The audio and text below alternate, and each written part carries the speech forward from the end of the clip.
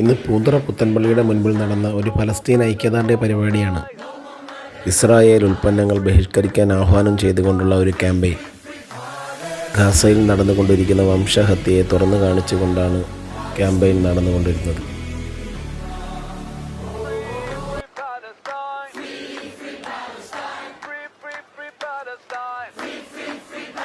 ഇസ്രായേലിൻ്റെ പ്രൊഡക്റ്റുകൾ ഏതൊക്കെയാണെന്ന് കൃത്യമായി വിവരിക്കുന്ന നോട്ടീസുകൾ ഉൾപ്പെടെ തയ്യാറാക്കിയിട്ടായിരുന്നു സംഘാടകർ പരിപാടി നടത്തിയിരുന്നത്.